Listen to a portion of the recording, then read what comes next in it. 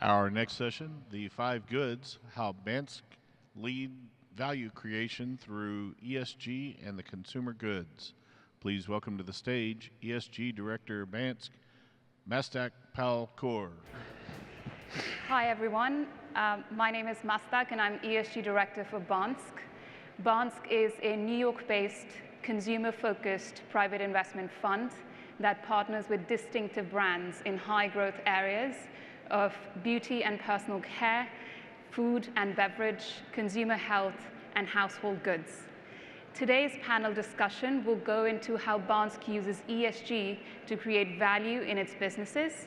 For Bansk, ESG is not just about making positive contributions, but actually about finding ways to better meet our consumers' needs and preferences and building better businesses over time. So we will share concrete examples of how we're using ESG to build bigger, better businesses. It's a pleasure for me to introduce our panel members. First, we've got Bart Becht. He's the senior partner and chairman of Bansk. He has a proven track record of building high-growth businesses and brands in the consumer space. Then we have Jamie Richards. She's the director of ESG at Bansk Beauty, which is a platform for high-growth, efficacious beauty brands such as Amika and Eva NYC.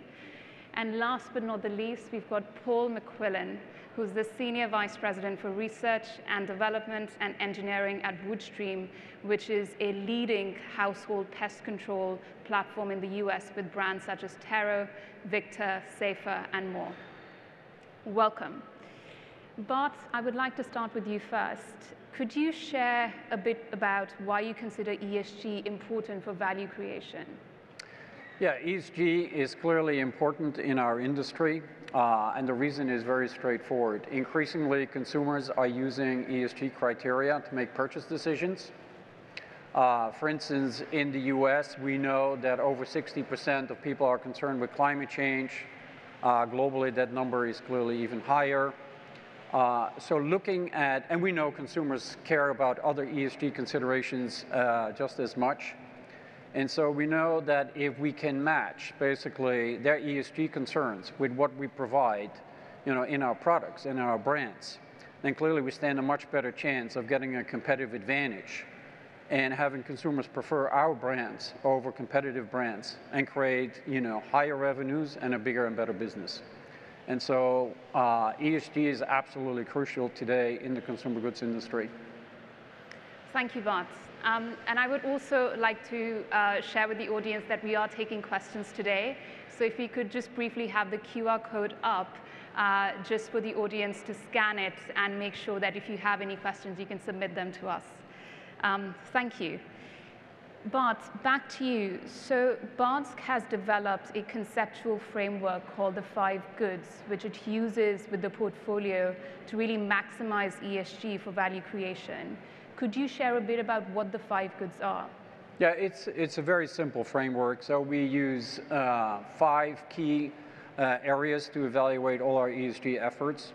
The first one is better for the consumer, or good for the consumer, which is very much about safer and better ingredients from a consumer benefit point of view, consumer health point of view.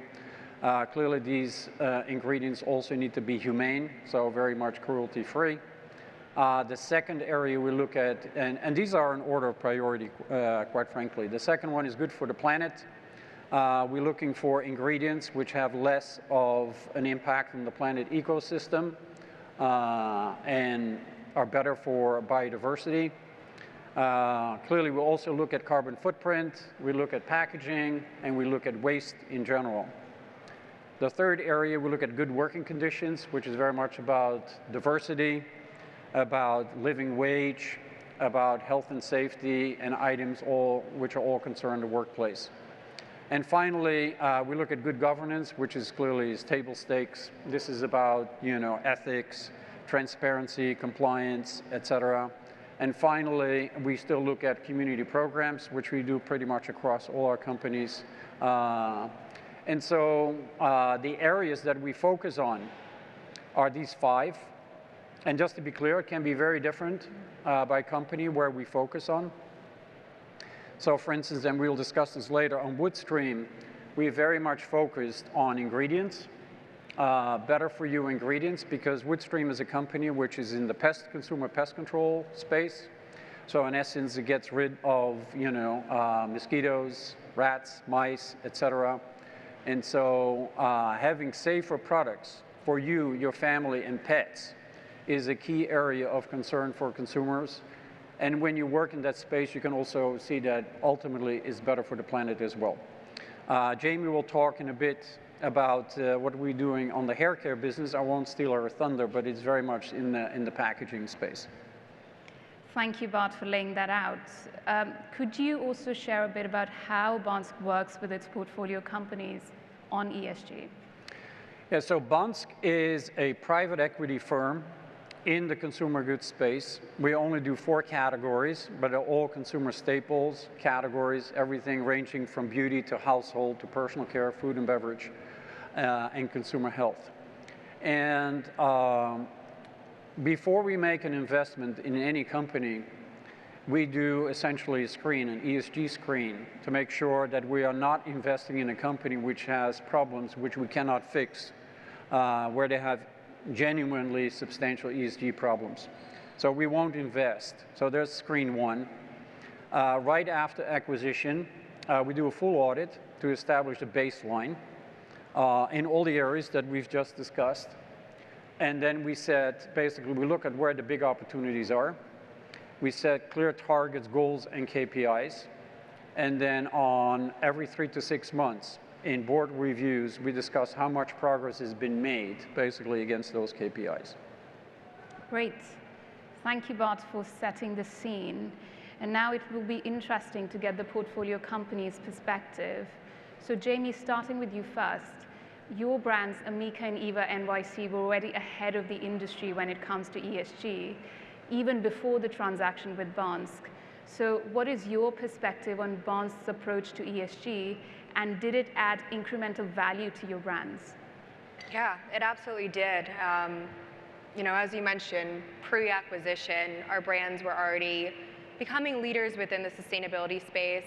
It was integrated in portions of our business, but post-acquisition, what honestly changed was making ESG material for the brands.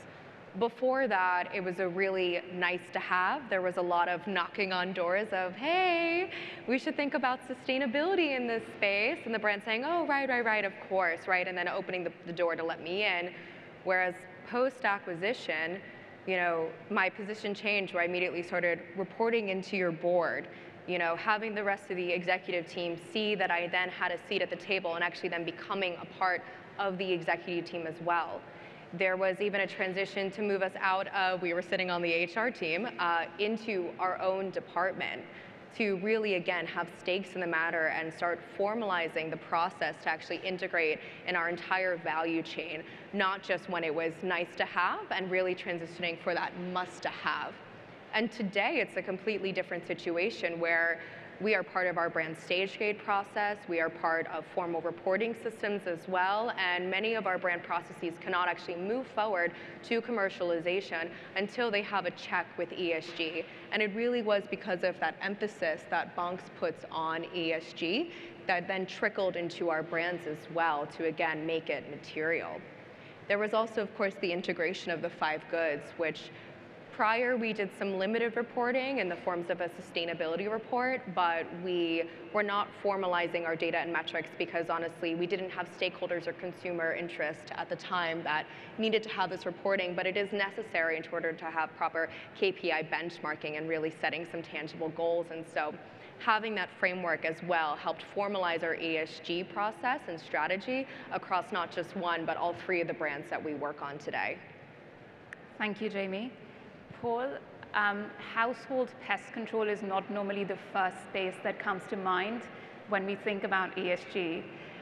But since the transaction with Bansk, ESG has become integral to Woodstream. Could you share a bit about what was that early adoption like and what does it look like today? So it's true, the primary goal of our company is to eliminate or repel pests from your home. So there are areas of ESG that are much more challenging than with other companies. But just means we have to put a little more focus, a little more effort into those areas to improve. You know, we've always been good with diversity and being involved in our community, but now it's time to start creating some focus around the environmental impact and the human health impact of our products. This was well understood when Banks acquired us and we adopted the 5 goods. We felt in a good place where we were with good social responsibility, good governance, and good working conditions, but now we have to start thinking about good for the consumer and good for the planet. You know, we never thought about ingredient safety before. EPA approval on our products was the only validation we did for any negative impact to the environment. So now we classified. The first initiative we took on when we started our ES journey was to classify every ingredient in our entire portfolio. We classified them as red, orange, yellow, or green. If a chemical was classified as red or orange, with red being the highest negative impact, we take it a step further and look at it at SKU level. And if this SKU was then classified as orange or red, meaning it introduced too much into the environment or the consumer use wasn't strong enough, then we'd classify that as a red or an orange. And if it was classified, we'd put together an action plan. So the action plan was substitute the ingredient, find something else that would work, keep the ingredient and instruct the consumer more on safe use, or discontinue the SKU altogether, which we have done. So now we evaluate all of our products for ingredient safety, along with plastic usage, plastic recyclability, and other ESG items. But all of this effort and the resource required to support it was enough justification for us to hire our first dedicated ESG employee this year. Thank you, Paul. Bart, I would like to come back to you and come back to the 5 goods. So we have a prioritization in place. And when we think about the 5 goods, the #1 priority is good for the consumer. This may be counterintuitive to many because when we think about ESG, we think about environment, for example, as the biggest priority. But for us, it's good for the consumer. Could you talk a bit about why that is? Well, when you're in the consumer goods industry, clearly good for the consumer is the reason to be, in business. There's no question about that. So the key question really is how you can integrate ESG into the business approach, that you have and into your brands. And so we did a piece of research to understand what consumers actually care about in the ESG space, what claims. And we did some extensive claim research, in particular on the hair care business, but it equally applies to other businesses. And what was very interesting is to see how the consumer reasoning works. So, and when you see the chart, you all sit there and it's like, well, that's obvious. It's not so obvious when you just work in ESG, but people first concerned about themselves. And so they're concerned about that the product is not just safe, but then increasingly the ingredients are better for them. Secondly, then they're immediately concerned that it's also better for their family members and their pets. Then they look at their co-citizens. And then they go a little bit beyond just the ingredients. They also look at things like working, living wage, health and safety, et cetera. And then they come to the planet. And even within the planet, there's a ranking of different items between packaging waste, carbon footprint, et cetera. So if you want to integrate this, clearly the ideal scenario, if you can work on something on ESG that directly impacts the consumer, you have not just an ESG benefit, but you also get a big revenue benefit. But if that doesn't work, you work your way down the hierarchy. And it's not to say that planet is not important in the consumer purchase decision, because it is. It's just simply a ranking. If you can get a competitive advantage by working on planetary benefits, doesn't matter if it is on plastic or on other items, you create a better business. And so it's a good, basically, little graph to also highlight how you can integrate ESG into basically the business decisions and the revenue generation of the business. So with that, coming back to you, Paul, you mentioned that good for the consumers was one of the areas that Woodstream highlighted as a priority. Could you share concrete examples of where that's led to a difference in approach? Sure, so good for the consumer means safe products. So Woodstream put together a list of over 9,000 chemicals that were deemed harmful to the environment or to human health. This list was derived from lists available to the public, the European Chemical Association Substances of Very High Concern list, California's Prop 65 list, amongst others. And we use this to create what we call our safer product screening list. We screen all of our products against this list to keep them free from harmful chemicals, those classified as endocrine disruptors, carcinogenic, reprotoxic, and others. This evaluation is done on each chemical so we can keep it out of our products, and really to employ that we're delivering the safest means of efficacy and the price targets we need to be successful in the market. So there's a couple products I'll talk about. We have a product called Dynatrap. It's an insect trap that uses light as an attractant. When the insect gets close enough to the trap, there's a fan that sucks it in and it dehydrates and dies in a basket. So this light is a UV fluorescent bulb, or used to be anyway. It contained mercury and required replacement every 4 months. We redesigned this trap to use LED bulbs. No more mercury, and their replacement isn't required for up to 2 years. So we weren't only able to save the consumer money, but we would provide a safer, more energy efficient solution. Now we also have this snake repellent product called Snake Away. So the formulation contains naphthalene. Naphthalene is a known carcinogenic. So we're working on a formula that will meet or exceed our efficacy expectations without the use of it. We'll screen this new formula against our safer product screening list to make sure it's safe for the consumer. And in the end, we'll have a better, safer product without a sacrifice in efficacy. This effort was a direct result of ESG being integrated into our business, because we would have never looked at this formula or even considered redesigning it without that specific focus on good for the consumer. Thank you. And coming back to you, Bart, many people in the room might think that ESG initiatives cost money, that they may increase the price of the products, but you say that it is a net positive for the business. Could you please elaborate on that? Yeah, I would say, and I've been working on ESG for a long time, and I've never seen basically a material negative impact from a P&L point of view by working on ESG. I already highlighted some examples in terms of how you could potentially boost revenues by, creating brands which have stronger consumer preference and therefore have better repeat purchase rates and therefore ultimately create a bigger and better business. So clearly, if you have a positive revenue impact, you typically have a positive profit impact. Working on packaging in particular, but also in other areas of ESG, frequently leads to cost savings. Reducing the amount of plastic that we use, which quite frankly in the consumer goods industry is not the toughest thing to do, also leads to substantial cost savings. So that is clearly another key area to look at. And there are other areas. Frequently our customers, doesn't matter if it's Ulta, Sephora, Walmart, Target, and we can go down the list, they all have similar programs where they work on ESG.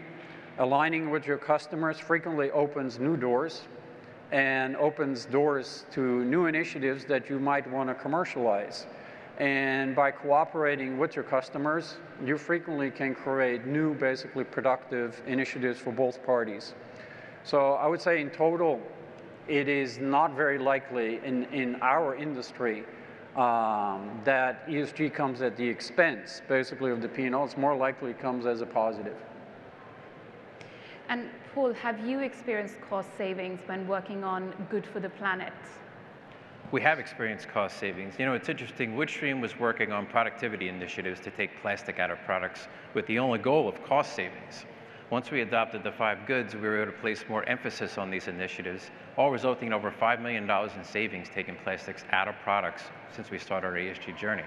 We're able to do this by being innovative and removing plastic without giving up the functionality or quality of our products. That's great, $5 billion in savings. It's quite material for a consumer goods company or any company. Jamie, do you have examples that illustrate this point as well of better business and cost savings through ESG? Yes, absolutely. We have a couple examples. The one that I'll start with is our transition from aluminum packaging to PCR. And before I jump into that, I know many of the audience, they might be thinking, well, isn't aluminum better for the environment? And the truth of the matter is that it is actually often not. Unless you can source a high percentage of recycled aluminum, typically up to 80% plus, you are just working at an environmental deficit when you're looking at the emissions portfolio of the material. And when the brand made this transition, the hopes was that we would be able to source a high volume of recycled aluminum, but due to supply chain constraints and on-sourcing requirements, that was really just never the reality of the situation. The cost of goods was also going up increasingly, and so the decision had to be made, what is really best for the environment and the brand as well. And so we decided to shift to PCR at up to 97%, down to 50% as a threshold across the entire portfolio. And with this change, we of course got improved margins, some up to 10 to 15 to even 20% improved margins, depending on the packaging and of course the product that we'll be using within this Eva NYC portfolio. but we got a lot of additional benefits as well, right? Not just this emissions reductions, which for our portfolio was 800 metric tons, about 30% of the total emission portfolio, which for anyone wondering, that's a lot. But it also led to additional savings for transportation. It allowed us to onshore our supply chain, no longer having to source from the EU, shortening our transportation footprint as well. It improved consumer functionality. A lot of our consumers did not like using pumps. They felt like they couldn't get the full product out of the component. And so this new packaging allows them to flip it upside down and actually get all the product out of their packaging for a nicer consumer use. That's great. So that's good for the business, good for the planet, good for the P&L. So those examples demonstrate that ESG is good for business. As we're talking about good for the planet, I think we have to talk about carbon footprint. Paul, are you able to share a bit about what Woodstream is doing on carbon footprint? Sure. So carbon accounting has been our top priority this year. It can be an overwhelming task when you consider the inclusion of Scope 3 emissions. Those generated from your suppliers, from the use of the goods, and even the disposal of those goods. When Woodstream looked out to determine our scopes, Scope 1 and 2 emissions were fairly easy to obtain because we have direct control over them. Scope 3 emissions were a little more difficult because you need to gather data from your retailers, your suppliers, and even your consumers, all of which you have no direct control over. So we launched this effort, and I wanted to mention, although Scope 3 emissions are very difficult to obtain, they are the most important in a consumer packaged goods business because they make up between 80 to 90% of those emissions, so it's incredibly important. But now that we're embarking on this mission to determine our carbon footprint, it's going to be a lot better for our business. I'll give a few reasons why. So once we have a vision of our carbon footprint, we can look at hotspots. Then we can work on reductions to those hotspots, which can lead to cost reductions. There's also improved retailer relationships. Major retailers today are publishing emission reduction targets, and they're looking for participation from their suppliers. With Woodstream working on these reductions now, we can align with their expectations, we can deepen our relationship with them, we can hopefully move up a little bit on that preferred supplier list, and it could stimulate additional business opportunities. We have direct contact with Home Depot's head of ESG, and we participate in Walmart's Project Gigaton. This is Walmart's project to reduce 1 billion metric tons of greenhouse gas emissions in their global value supply chain by 2030. There's also a brand value enhancement piece. You can promote a sustainable component of your brands to improve the value. And lastly, there's legislation coming, like always, right? Legislation coming looks to tax or charge companies based on their greenhouse gas emissions. Woodstream believes that by being proactive, we can have compliance with any new regulations that come by, we can stay ahead of any potential cost impacts to the business and align with our customer expectations. We're all heading into a carbon economy, one based on low carbon sources that result in minimal output of greenhouse gas emissions. So for business, high carbon equals high risk, low carbon and being carbon conscious will give you better brands and better sales. Thank you, Paul. That's a very strong case for carbon footprint and carbon accounting. Jamie, you've been able to leverage your work on carbon footprint to become a strategic partner for one of the largest beauty retailers in the US, Ulta. Could you talk about what you did? How did that come about? Yeah, absolutely. So our brands, particularly Amika and Eva NYC and ethique is now as well, have been calculating Scope 1 to 3 since 2021. And we have a formalized SBTI, or Science-Based Target Initiative, which is an industry science-based target standard where you work to reduce your emissions, typically 50% by 2030, and then brands can set more emissions targets on top of that. So for us, it's net zero by 2035. Ulta has also happened to set their science-based target as of this past year. And part of their target is reliant on the brands that they supply within their stores. And so for order for them to reach their targets, we need to reach ours. And they started connecting with brands within their community to see who had these targets set, who was really leading in this space, and where can they actually work with other brands to meet their reductions. And so they reached out and they spoke with our brand Eva NYC, who's currently sold at Ulta and was actually the Ulta Conscious Beauty Brand of the Year in 2023. And I realized that I had information that they needed. And so we were able to then leverage with Ulta's Senior Director of Sustainability, Ame Agaro, to partner together on how to collectively reduce emissions within the beauty portfolio and within the beauty space overall. We specifically are looking at research on aerosols for them, but other solutions down the value chain as well, including newer projects like regenerative agriculture, which focus on carbon removals in the supply chain. What's been really exciting about building this deeper relationship is extended valuation of our brand, of course, but this ability to have in the kitchen work with a retailer. Just like how you would have in the kitchen work of creating a new product for that specific retailer, we're doing this now with sustainability projects. And we're on their radar to formulate what their actual in-store offerings look like. So for Ulta, that would be Conscious Beauty and their Conscious Beauty program, and we now have influence over what the future of these programs look like, which is incredibly exciting to have as a leader within the space of sustainability.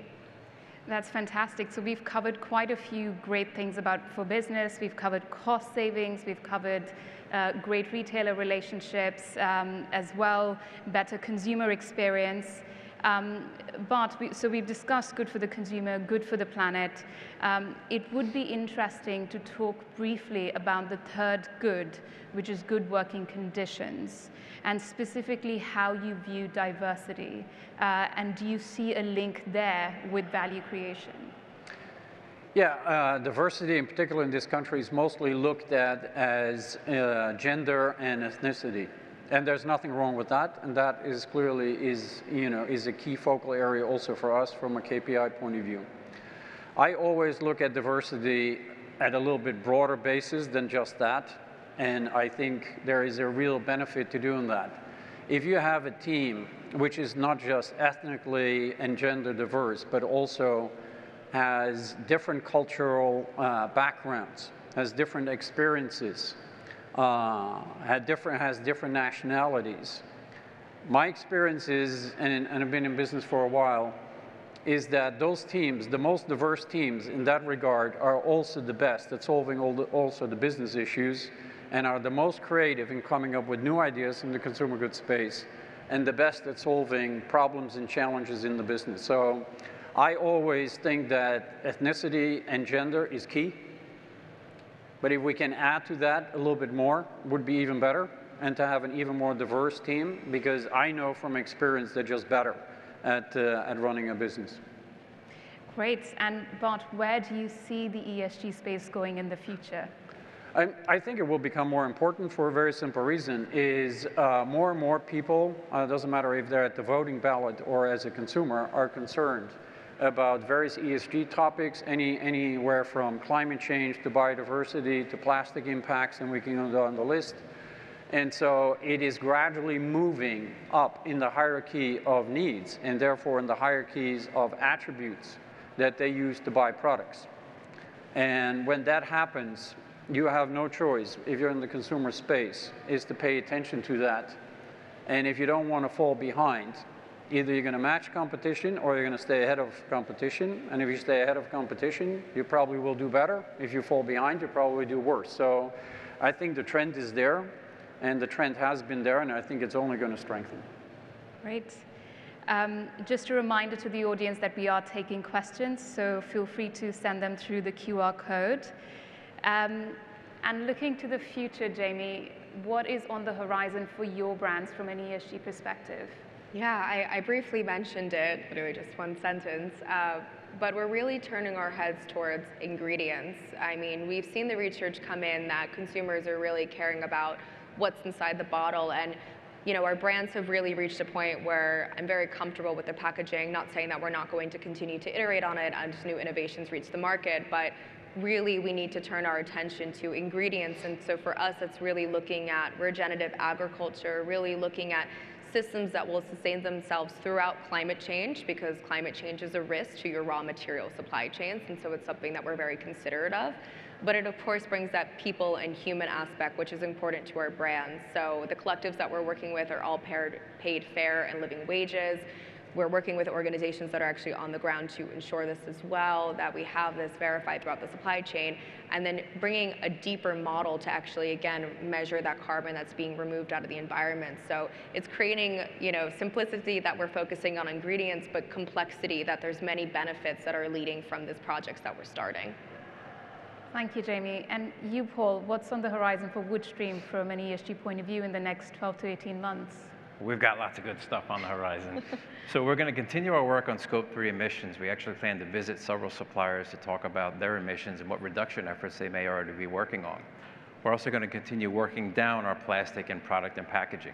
We have $650,000 in our budget for cost savings to remove more plastic from our product next year. Now, although we've been able to get our plastic packaging percentage down to just 8%, excluding bottles and sprayers, we're going to continue to look at that. We'll look at existing plastic packaging for removal, and we've implemented processes, or we've implemented a step in our new product development process for an evaluation so that we're not introducing any more plastic into the environment with our packaging. And lastly, we'll be implementing 25% post-consumer recycled content into our bottles next year. Thank you. And my final question to yourselves, before we open to audience questions, is what is the one piece of advice you would give to anyone who is just starting out on ESG? Bart, if you'd like to go first. Yeah, I think the key thing is to keep it simple and to have some clear focal priorities. We use the 5 goods as a framework, but I think in any business, you know more or less where you could have a very material impact. And my advice would be, in particular in the early stages, is to go for those projects which have both a very strong ESG impact and a strong business impact at the same time. Because if you get early wins in your organization, and they don't just have an ESG but a broader impact, you get the whole organization behind you, and then you can knock off a lot of other priorities. So that would be my clear advice: few, bigger, better projects. Jamie, what would you advise? So when I started out working in this space, I was the sole point person for sustainability within the organization. And while that was a dream come true in some sentences, in other circumstances it was not.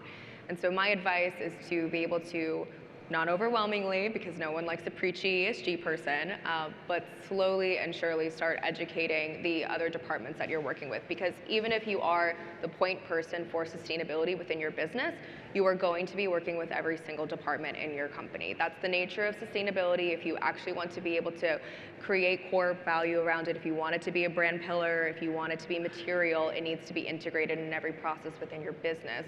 And in order to do that, you have to close the educational gap. And Paul, any advice from you? Sure. So I would suggest that you take a look in areas of your company where you could be doing well with GSE and just not be aware of it, right? Woodstream had no idea that our plastic saving cost reduction initiatives would be such a positive contribution to our ESG. There's no reason to rush into try and do everything at once. We started doing some very preliminary work on carbon emissions when we started, and only 3 years later are we really digging into our total carbon footprint. At the end of the day, driving improvement in ESG is the goal. So as both Bart and Jamie mentioned, focusing in just a few key areas that will provide successful outcomes will fuel the organization to look for improvement in others. Thank you. We've got some really great audience questions, so thank you so much, everyone. I will try to pick the ones that respond to as many of your questions as possible. But there's a question that's directly addressed to you. Okay. And they are asking, how do you address greenwashing by competitors? For instance, they might have an implausible false claim that sounds better to consumers than yours. I should refer this to my legal department, clearly. So, and any false claim, doesn't matter if it's in a greenwashing or not. There are clear bodies, basically in the U.S., where you can tackle, those competitive issues, and you should. Most of us in the consumer goods industry like to gain share on our brands. And greenwashing is just another way of making false competitive claims. They should be tackled as such. It's no different from any other claim. And there's one question that, Jamie, I'd like to point to you, and Paul, if you have any thoughts, please do add. Circularity is a key climate solution, and the audience member would like to know if solutions like reusable packaging are being prioritized, particularly with brands in the consumer goods space. Yeah, I absolutely won't lie to you that specifically working in beauty, circularity can be a challenge just due to the nature of our packaging, but our packaging, I know this might shock the audience member who asked this, is actually more recyclable and actually engages more in the circular economy in the plastic component, the PCR component, than it does with the aluminum. We do our best within our new product development stage to design for recyclability, which is really, I think, what this member might be targeting for the circular economy. I mean, that's the most obvious one, right, with materiality. And so when we design for recyclability, it's really making sure that we follow the rules of economic recyclability, which means will it actually be recycled within 60% of American households. And so to do that, there's a couple considerations that you want to have in mind that I'll list off quickly. So you want to make sure that you have mono or compatible plastics, so either the same or they have to be like and like, so HDPE and PE, HDPE and polypropylene, and that will also still be curbside recyclable. You want to make it so your packaging does not have to be separated. Our aluminum packaging previously, you had to separate the pump and the bottle, so that just made it more difficult to recycle, and it just made it more work on the consumer. You want to make it really ease of access, and you actually want to make sure that your component is large enough. Anything that is smaller than 2 inches by 2 inches is typically not recycled. So that's typically why the beauty industry has a lot of issues with circularity, is because they don't apply to that specific rule. And by keeping all of these in mind, our business is still able to engage in the circular economy with switching in and out materials, as long as we know that there's an end of life for these specific materials. I'll just add that all of our packaging is 100% recyclable, and we're really proud of that because we put a lot of effort into that. And some people don't understand, because some of the chemicals in our products seem like they're a little harsher, not safe to throw into the recycling bin, but the EPA actually recommends that you just empty the bottle, place the cap or sprayer back on, and put it into the recycling bin. So this is something we try and encourage our consumers to listen to and understand, that yes, you can recycle this bottle. Thank you, Paul. Bart, there's a really interesting question for you. How do you see ESG outside of North America? And is there an interest in international brands that are focused on ESG outside of the North American market? Well, I would say ESG consideration, clearly in particular in Europe, are not very different from those in the US, to be honest with you. One could argue that Europe might have been ahead in certain areas, but at the end of the day, it doesn't really matter. I would say ESG concerns are very much the same across the globe. I already mentioned, climate concerns earlier at the very beginning, where it was 60% in the US and it's even higher internationally. And we have studies country by country where we know what the concern levels are. So it's not very different across the globe, the concern. The question really is how the brand plays in on ESG programs and how it uses the ESG programs also to benefit the brand. In my book, it's you want to do good, and you want to do well for the business. You want to do the right thing from an ESG point of view, but you also want to benefit the business. So, and I would say it's increasingly that the brands which play in the right way into these considerations are going to win. And that doesn't necessarily need to be a new brand. That could also be an existing brand which comes up with new programs. So it's not like we don't necessarily have to, launching new brands in the consumer goods space is a very challenging, basically, exercise. Doing the right thing on existing brands, quite frankly, is a lot easier and also has a much bigger impact earlier on. Thank you. There are quite a few questions around sustainability with biodiversity and nature in mind. Mm-hmm. So perhaps maybe, Jamie, if I can invite you to talk about it first, then Paul and Bart, if you would like to add something to that. How do you account for impacts to nature and biodiversity in your supply chain? What are you doing on that at the moment? That's an excellent question, and it's something that I've been having a lot of conversations on, honestly, throughout this climate week. And the conversation that we're having right now is how do you measure specifically nature-based solutions and biodiversity? There are some really obvious ones within the industry right now. Of course, you're purchasing a carbon offset, it's a nature-based solution, but I'm uninterested in that. I want to know specifically how is nature being affected throughout my supply chain, or what I like to call my climate shadow, what I'm casting behind me. And so in order to do that, we're looking very deep into our supply chain, going past honestly what a normal beauty brand would look at, which is typically your tier 1 and tier 2 supplier, which we already understand their significant impacts and understand how they're interacting in the environment, but looking even further to that tier 4, tier 5 supplier who is our raw material harvester or acquisition. And so in order to do that, we're actually working with collectives to see what that specific impact is, and by investing in things like I mentioned before, like regenerative agriculture, it works as a biodiversity solution as well. How do you measure that? To be honest, we're still figuring out, but right now we're leaning with the idea of measuring pollinators to see how you can increase pollinators within our specific biodiversity investments, and also then subsequently increase ingredient yields as well, because the two always correlate. So that's the solution we're working on right now, but come see me at Climate Week next year, and I think I'll have an even more developed answer. I'll just add really quickly, it's very challenging in our business because we have active ingredients that are very specific. They have a job to do and you can't replace them.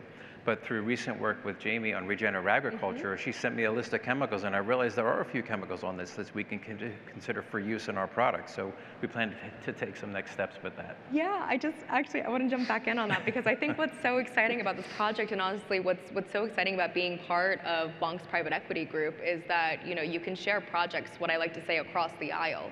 And so when I saw this opportunity, we see the existing ingredient portfolio, as Paul just mentioned, in Woodstream, but I mean, maybe one day in the vitamin portfolio, right? Or, whatever other portfolio might come in existence today. There's the opportunity to leverage ESG as a through line throughout all of the companies. Absolutely.